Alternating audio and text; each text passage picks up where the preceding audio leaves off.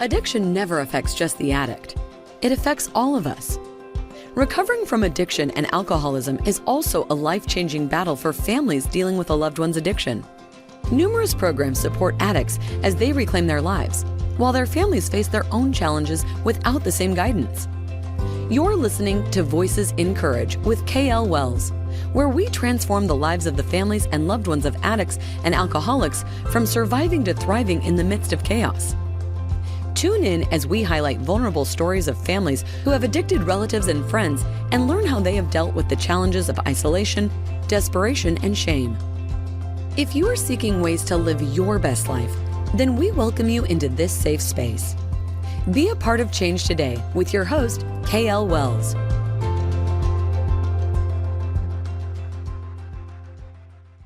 Hi, this is KL Wells, and I'm here with Sol Espinosa. And she is calling in from Brisbane, Australia. And so we are super excited to have gone international at this point. And Sol found us, the podcast, and wrote in.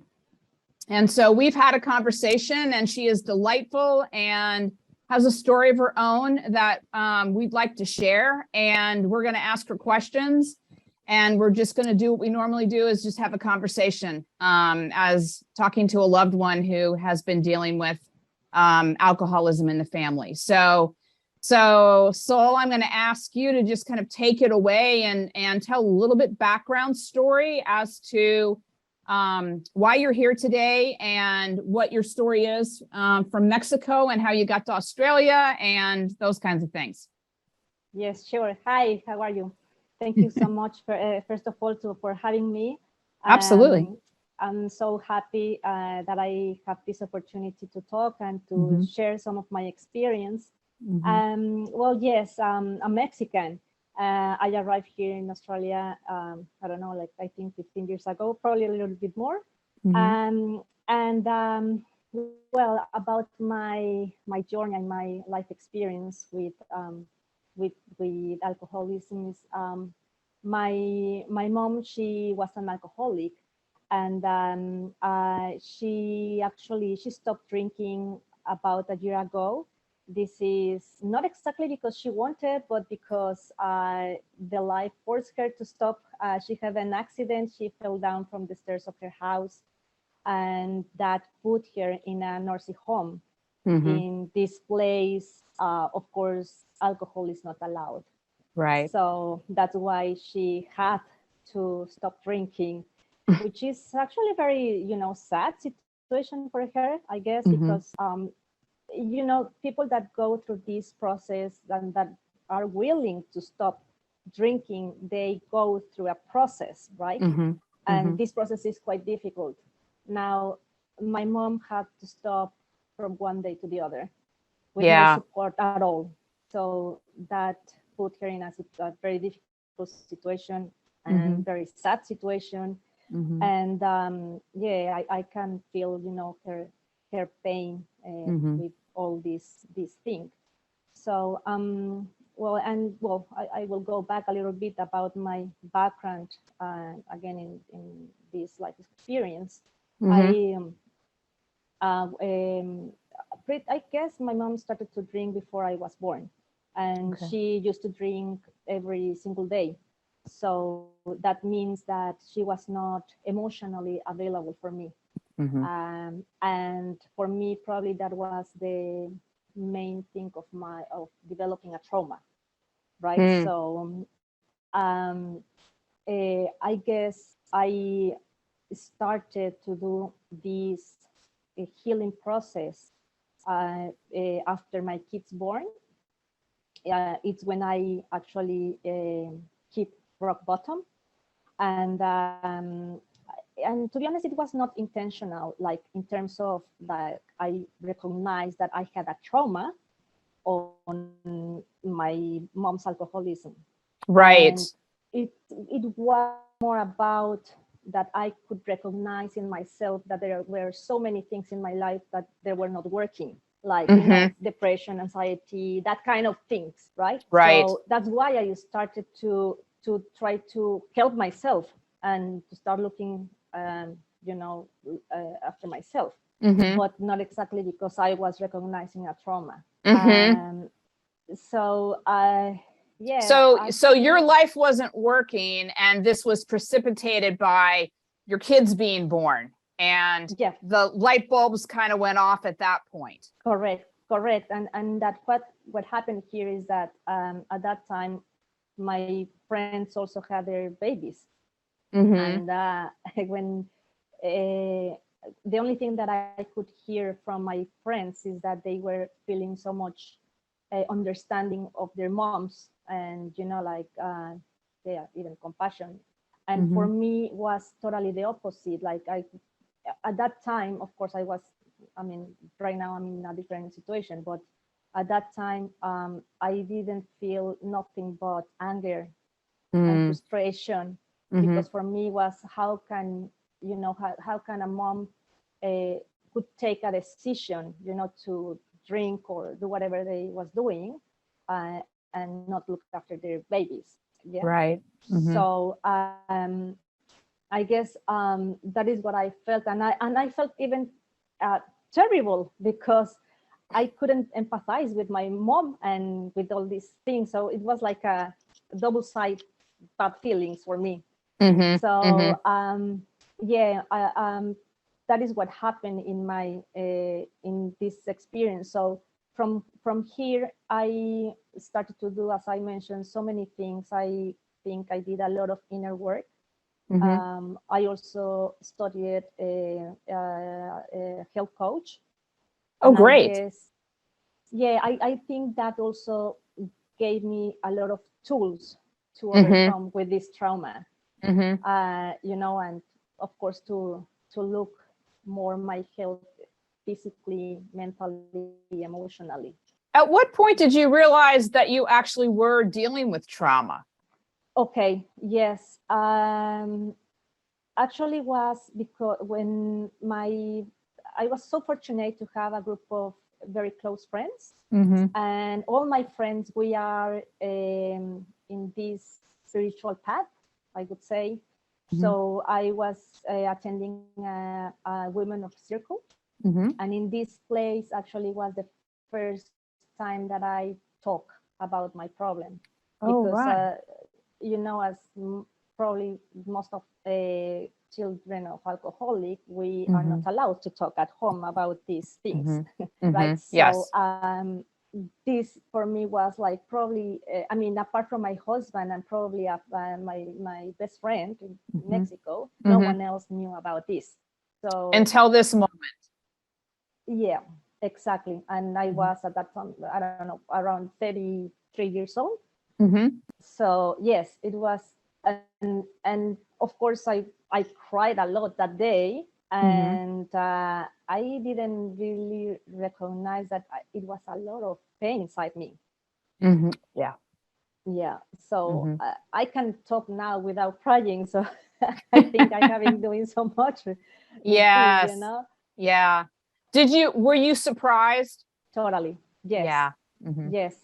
Yes, totally surprised. And look, this journey has not been easy. There has been a lot of pain, a lot of bumpy in the road. But now that I can see from another point, and I can see the beautiful gift that I had through this life experience. And I'm really, if nothing of this would happen, I would not be the person that I am right now. Absolutely. Absolutely. Can you say just a little bit about the culture of Mexico relative to alcoholism? Yeah, sure. Look, I guess what happened is, well, in Mexico, there is a lot of alcohol consumption, but especially in men. Well, probably also in women, but that's the problem. That's the problem, that if the male, the male is the one that drinks alcohol, it's like probably something that is sociable, acceptable. Yeah. Whereas if there is a woman, or especially a mom, it's not. So if anyway, you cannot talk about these situations. Mm-hmm. If your dad is an alcoholic, imagine if your mom is an alcoholic. It's even worse because it's like not perceived like as Right. not good at all. Yeah. So the cone of silence around women, or and particularly moms in Mexico, being an alcoholic or drinking heavily, is quite severe. It is. Mm-hmm. It is. And well, yeah, I also think that, also for the children of an alcoholic, I mean, everyone has their own pain and their own process, but being the child of an alcoholic, of a mom, Mm-hmm.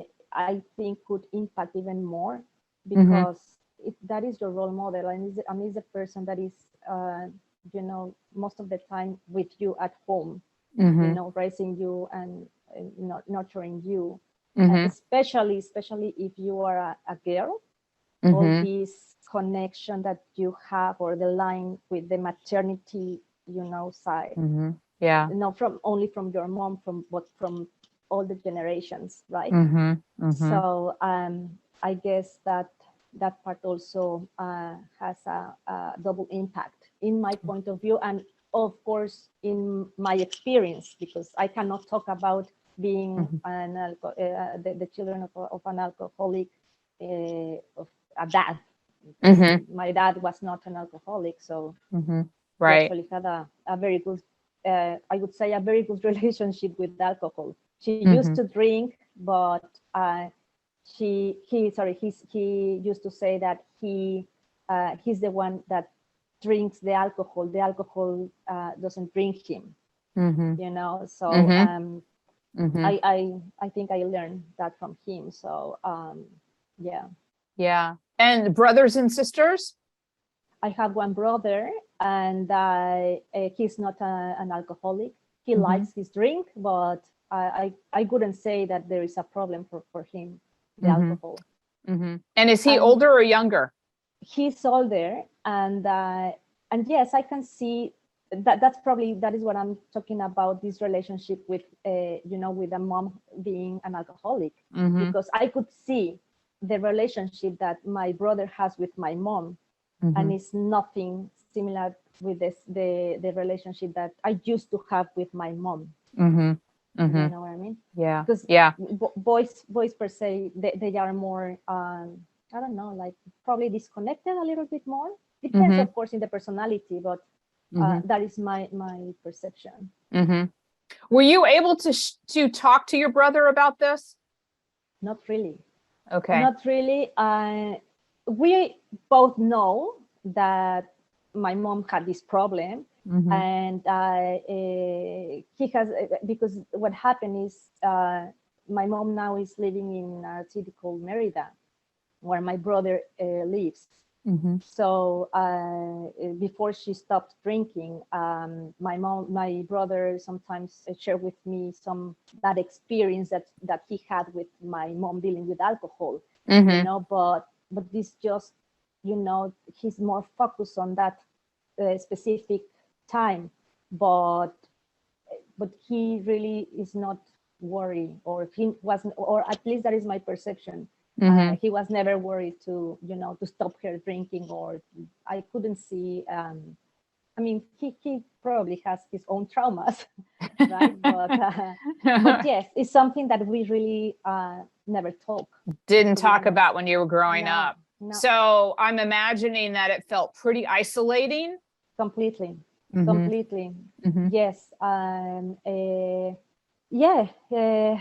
Probably insulation. Not only, I mean, with my family, with my brother, also with my dad. When my dad passed away, but we really never talk about this, not even among us. I mean, we all Mm-hmm. knew about this situation once again, Sure. but we Mm-hmm. never talk about that. Mm-hmm. Mm-hmm.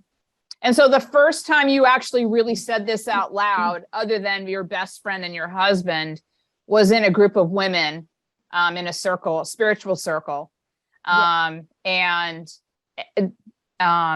you're surprised by your own reactions emotionally in that moment. Even now that I'm more willing to talk Mm-hmm. and sharing more my experience, Mm-hmm. every time that I talk with someone different, I can find that there is much more feelings still that I need to release and that I Mm-hmm. need to work in. Even though I have been doing a lot of inner work, Mm-hmm. and Mm-hmm. it has been a long process. Mm-hmm. But I also truly believe that this is a lifelong journey. Mm-hmm. I really don't like labels. I don't Mm-hmm. want to label myself. I'm the child of an alcoholic and always go with that, Right. flag. Right. Yes. But still, I'm conscious that I need to check myself and to, just to be sure that I'm fine. And by saying that, I think it's just a self-care routine and self-love routine as well. Well, I think I do agree with you that it's a lifelong process. And as we age and mature and grow, I know my own experience, my mom was addicted to prescription medications. I kind of jokingly say that every decade in my own maturity and growth and being a mom and so on and so forth, I told a different story because I began to see it differently.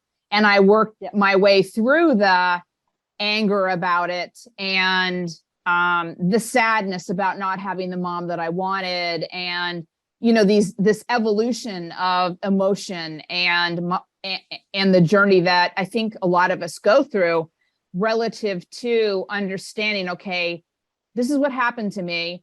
These are the stories that I can tell about it. Is this story actually working for me? Do I want to elevate in the course of the story that I tell myself, and will this serve the next best version of me? And so has that been your experience? Absolutely. And there is also something very important that I have realizing that our brain is so cheeky and we normally tend to exaggerate things, and elaborate stories. And because we want always to be right and to be poor of me, so we are living probably a story that didn't even exist, right? So it's up to us if we want to go out from that story. And yes, that's okay, that is what it is. My mom decided to live this experience because in the end, that is what it is. It's just a life experience that she chose, but that is nothing related with the experience that I want for me, and that is not linked to her, or doesn't have to be that way. Yeah. And you need to learn to separate these two things. Well, I think you bring up a couple really great points. One is that life shows up in all of our lives, in all these different forms and fashions. And of course, our podcast is geared for the loved ones of alcoholics and addicts. And at the same time, the other piece of this is we get to choose. We get to choose day in, sometimes minute by minute, how we interpret, how we decide to be in that moment, who we decide to be in those moments, who we decide to evolve towards. We're at choice like all the time. And my experience has been, and I think you're also speaking to this, is there's a level of awareness that I think goes with this as the child of an alcoholic or an addict, that you are at a heightened sense of awareness on a regular basis. And given those heightened senses of awareness, again, you get to choose what you do with that.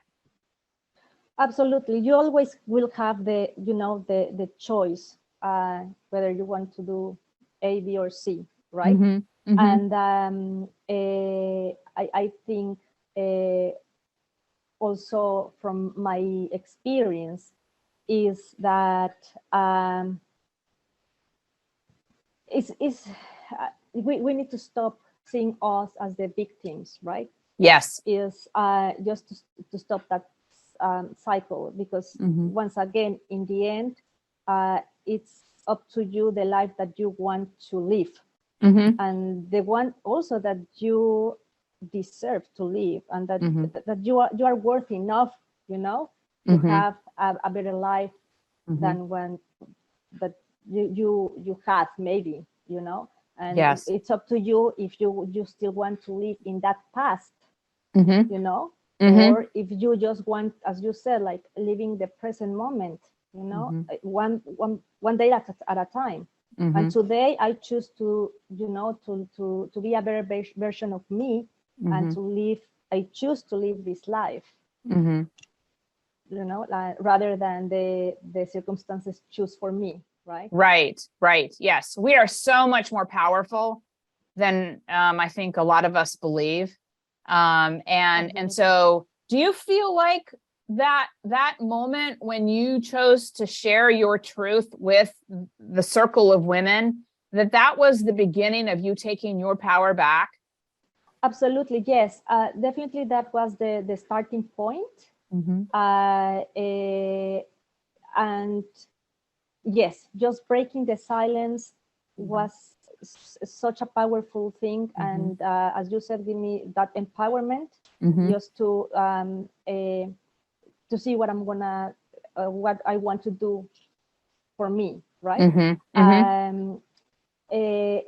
And as I said before, it really didn't happen because in purpose, like to overcome this trauma. It was just because of my life in general, right?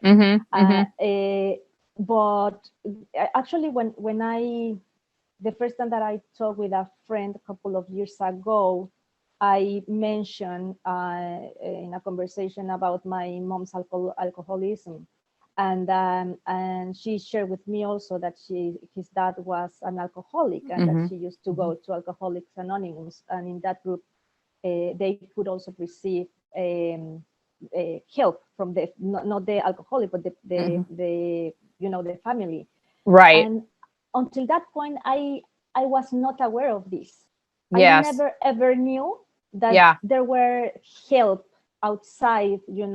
I actually never think that being the child of an alcoholic first was a problem, and an issue that you could actually take action.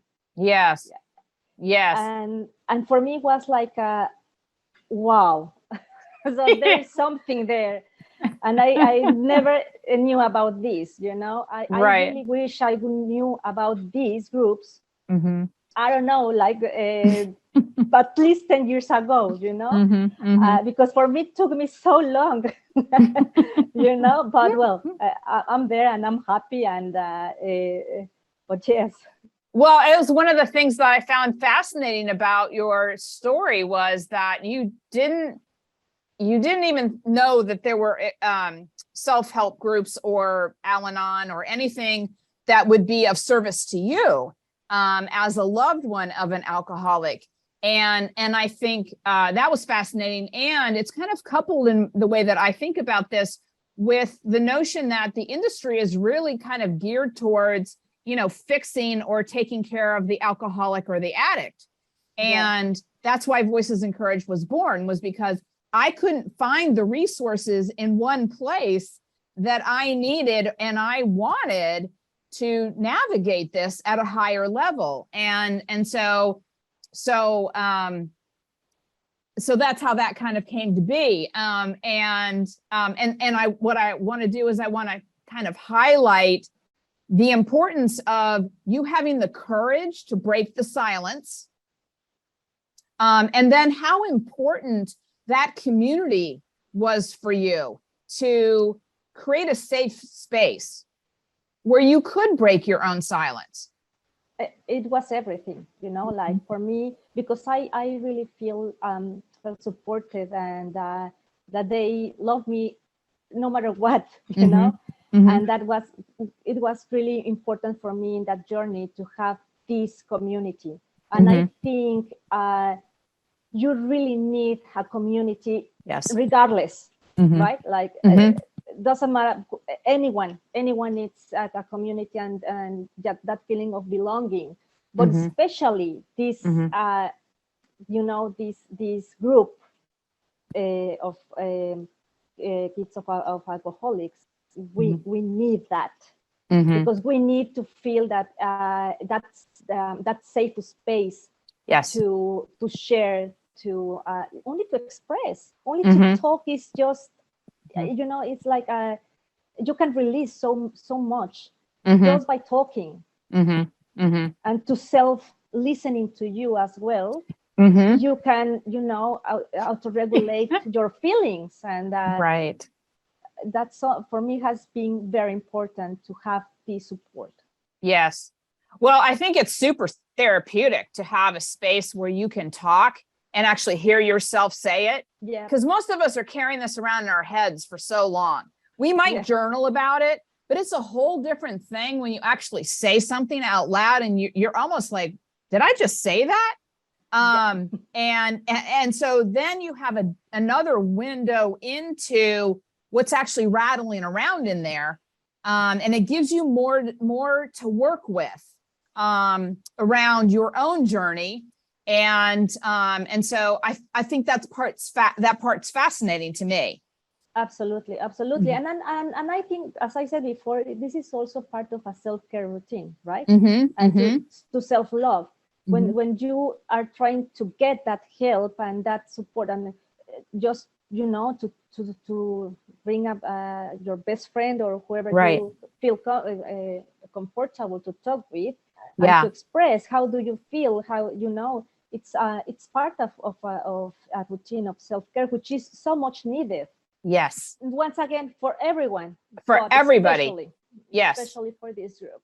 Yeah.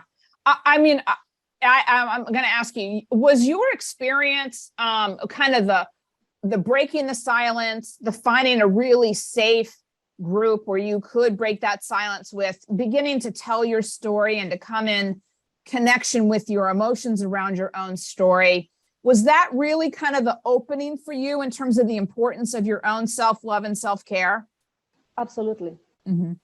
Absolutely. It was, as I say, it was like the starting point, because you're really lost, and if everything is just inside you, all your thoughts, when you just talk to yourself, it's just like a, spaghetti mixed of thoughts inside you.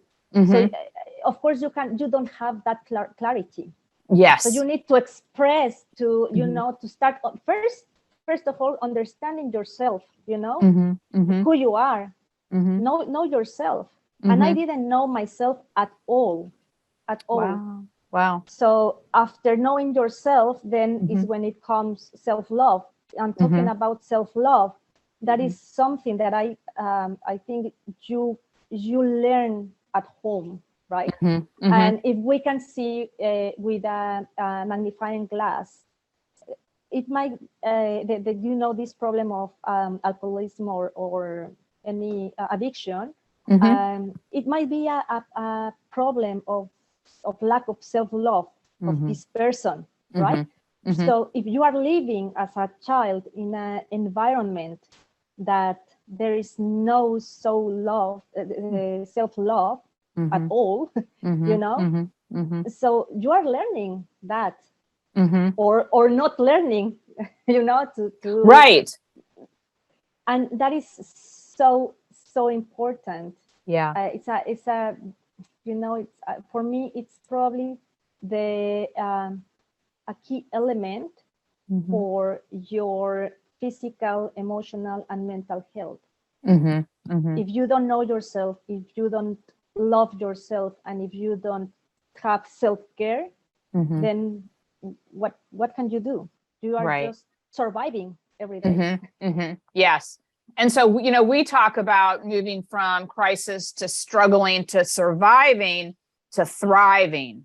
Yes. And that's what you're talking about, is elevating above just surviving into that thriving space. And part of that thriving space is recognizing who you are in this and beginning to step into your own self-care, breaking the silence, creating great community, learning who you really are, and kind of doing self-exploration with others, so to speak. Because we're, there are a lot of people who don't know who they are. Yeah. So to be able to create the space, and I want to emphasize that I believe it is a courageous act. And we talk about the 5 acts of courage. And one of them, certainly is the self-care component, and that we have to, at some point, recognize that we are worthy. And it's as I said, it's just a pillar of your life. And if you don't learn that one when you are a kid, then you need to find out the way to learn it later on in life. Right. And yes, you are completely right as well by saying that most of people, they don't know themselves at all. And I in my personal experience, I don't even know, like, for example, a simple pain, like if I have a pain in my tummy and I knew that probably a certain food wasn't good for me, but like I really need to stop and think, okay, so what I feel bad, why this food is not good for my tummy, it's like that deep understanding of, or even I don't know, a relationship with a person, that is not a healthy relationship, but you don't know yourself, so you keep just going and going because you are just surviving, Right. And you are like numb. You cannot feel. Yeah. So it's like a loop. Right, exactly. And we keep repeating the same loops. We're kind of habit machines until, like, you hit a point where this wasn't the life that you wanted. It wasn't working for you anymore. And so in that moment, you chose to do things differently. Whereas a lot of people continue to do the same things, just expecting a different result, which, we call insanity. And so you stepped into your courage and action in breaking the silence, and creating a great community for yourself that was safe, and then starting to build, I'm assuming, a lifelong practice of self-care and self-love at this point. Correct. Yes. And, so could you speak to just like 3 things from a self-love and self-care perspective that you have just now built into how you live your life that serves you to live at a higher level? Okay, so one of the things that have been working very well for me in terms of self-love and self-care is is to establish basically a morning routine. For me, has been a key. I try to wake up between 4 and 5, and meditation for me also, that's one of the best things that I have been doing in terms of self-love. Journaling as well. Journaling has been helping me, and once again build this community, and I'm not really good asking for help, but I have been learning, to raise my hand when I say I need help. So good for you. These are the things that have been helping me, and of course, probably because of my background of health coach, just to eat the right food. Yes. And so I want to be clear with people that are listening to this, is these are actionable items, things that you can actually take a hold of that will make a material impact in the vibrancy of your life and the healthiness of your life, and begin to help you take those stair steps up towards thriving, even in the midst of this kind of chaos. And wherever you are in this disease, these are things that actually have material benefit every day. And so I want to say something or ask you about the asking for help, because I find that this is a global issue for a lot of people. Is somehow we got the message that we're supposed to do this by ourselves, or life generally by ourselves, and we're not supposed to ask for help. And it's one of the things that I'm super focused on relative to training on, actually, is the skill set and the practice of asking for help, and why it's so critically important. Why it's so critically important to ask for help? Because we are not alone, and we cannot survive by ourselves. We need the people as much as they need us. It's like I mean, I cannot up to now, I haven't met any people or person that is not happy to help. Yes. Everyone that I know is happy to help. Yes. And yes, and for me, if I know that I can help someone, that makes me so happy. Doesn't it? Yes. So happy, and so yeah, so if I know that, why I'm not asking for help? Yes, giving people the opportunity to help you. There's a circle, an energetic circle. Absolutely. Asking and receiving. And if we only give and don't receive, there's a break in the energetic circle. Exactly. And even the opposite, right? Like if you don't feel that you can serve someone else, yes, it's also like, well, for me, like, makes me feel not really good, because I like to help. So, yes, it's a loop. Definitely, yes, it's a loop. Yeah. So the other thing that you wrote about was managing stress. Yeah, and I was willing to talk about that. Yeah, I think managing stress is so important.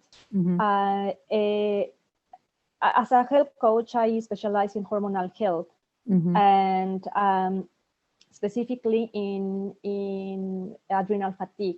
Okay, adrenal fatigue is nothing else but a prolonged exposure to stress. So I reckon that that is exactly what happened when you live as a kid in this environment. It's a constant stressful situations, right? Yeah. There is nothing else but stress and chaos at home, right? So that is a long prolonged period of stress that you are living through all your life, right? That when you go and when you reach your adult life, you are just, your adrenals in this case are just exhausted. And you cannot cope anymore with the stress. So I just remember my dad always said to me, you need to learn, because I as a kid I was always stressed and anger all the time, and that kind of reactions. And he said to me, you need to learn to control yourself. And I always ask myself, because I never asked him, but why you don't teach me? And I would love as a kid to have this sort of guidance. And I know now, because I have been practicing so much, like there is so many tools that you can use to manage your stress. I mean, for sure you cannot control what is happening at your home, the stressful situation. You cannot you cannot control that if your mom or your dad is going to drink. But what you can control is first, well, of course, the way you perceive things, but also to manage your stress levels. Once again, how? Well, yes, meditation, journaling, exercise. That's another thing very important. Even some certain foods. There are certain foods that can lower your stress. Yes. Or keep you more calm. Right. So yeah, for me, and actually, I mean, I was interested in this topic of hormonal health and adrenal fatigue because I was diagnosed with adrenal fatigue myself. So and I reckon, I mean, now I understand why. You know? Right. Yes. So once again, it's just to keep an eye on that, and Yes. to do, once I recognize there is a problem, then I will do something. Well, and I mean, given the times that we're in, there are so many people that are dealing with stress and anxiety that are unskilled. And so, you know, so I, in my way of thinking about it, going through this myself is I'm kind of uniquely qualified, as you are, to help people skill up in learning to handle the world that is surrounding us right now, and taking our own power back in terms of who we decide to be in this craziness that we're living in, and the stress of the world that surrounds us, and how do we create buffers, you know, kind of stress-free zones, so to speak, and do a better job of protecting ourselves. The self-care component. So everything is interlinked on so many levels. And I understand the adrenal fatigue. I had that myself. Have you experienced, in the work that you've been doing as a health coach, people who are just kind of addicted to the cycle of stressing? Yes, absolutely. And it's in the end, it's like a drug as well. You know, and it's like a loop, and because it feels something familiar, you know, and that you need it. It's nothing different from any addiction. Did you end up dealing with this yourself? Because I know I did. I remember being in my 30s and just go until I hit the wall. And I thought that was what success was. And so when I hit that wall, I like, and, you know, pulled back to look and see, okay, what's going on here? You know, I did the doctor stuff, but there's only so much they can do around that. They can't break your pattern of stress. You have to learn to kind of almost decouple yourself from the pattern of being a stressor. And it's also goes hand in hand with growing up in a very chaotic home. Because when you grow up in chaos, that's what you know. And so until you like decouple it, even when things are calm, you create stress because that's what you're comfortable with. Exactly. And that is what I was trying to say, that is what you know, and that's your comfort zone to live in this situation, in this stressful situation. And that's why, I mean, stress is going to be there always. It's just how we can be able to manage the stress, you know. And that's why also I mentioned that it's also is something that we need to monitor always, you know. I of course, and as you said, I even now I fall in that loop of stressful situations, like don't know, like just going on in certain behavior. But then there is two things. One, I now have the awareness, and for me it's easier to recognize that I'm falling again in that loop. Right. Yes. So that's for me is the most important thing, that I have the awareness, and second, I have the tools to know what to do. But that doesn't mean that I'm not going to be again in stress, because stress is there. Yeah, and we're human about it. Yeah, and we are human. Yes, exactly. And so it can eventually become, it's really not about the stressors. It's really about who we are in the midst of everything.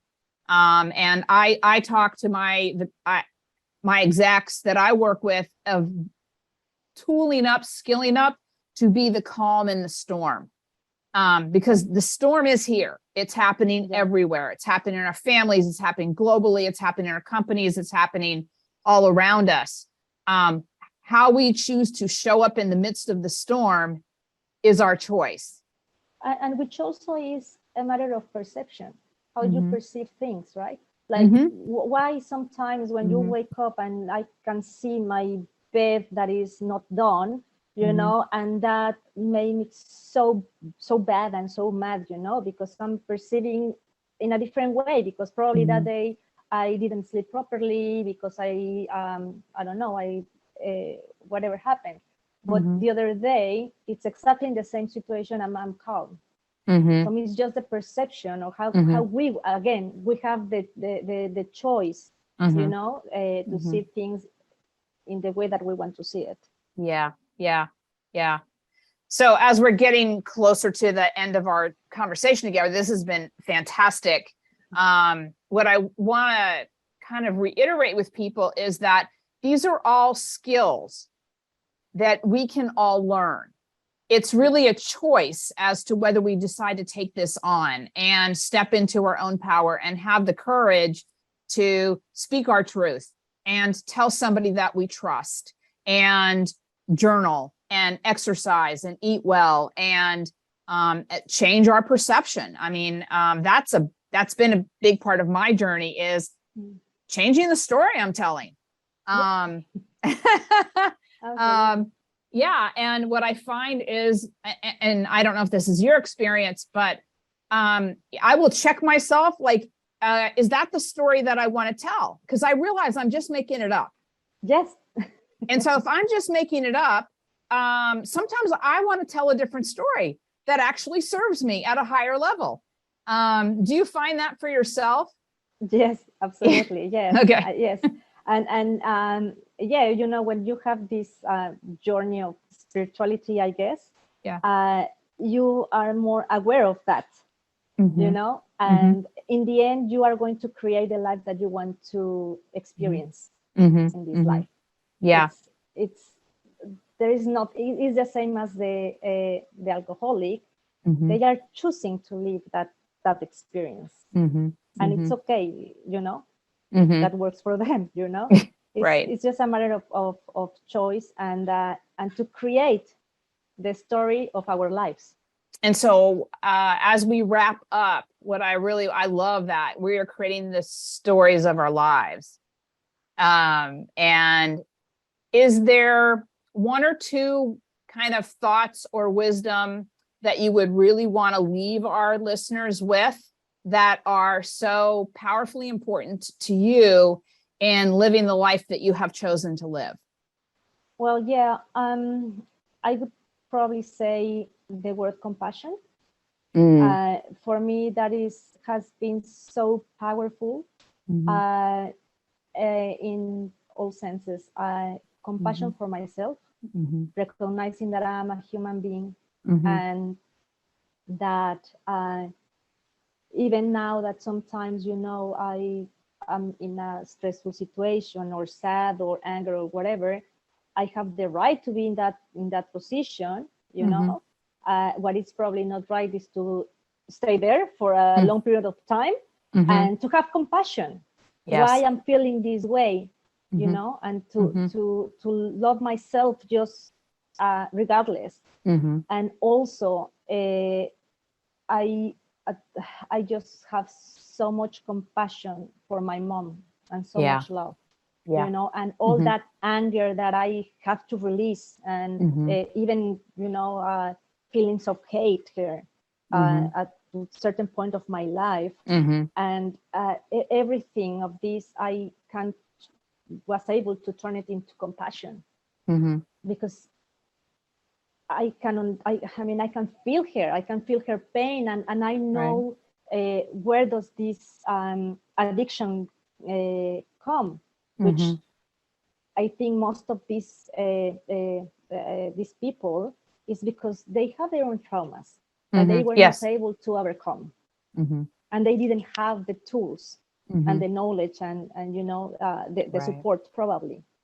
So I'm so lucky and so blessed you know, to have this life of experience and to have these tools and to feel the way I am feeling right now, especially with my mom, you know.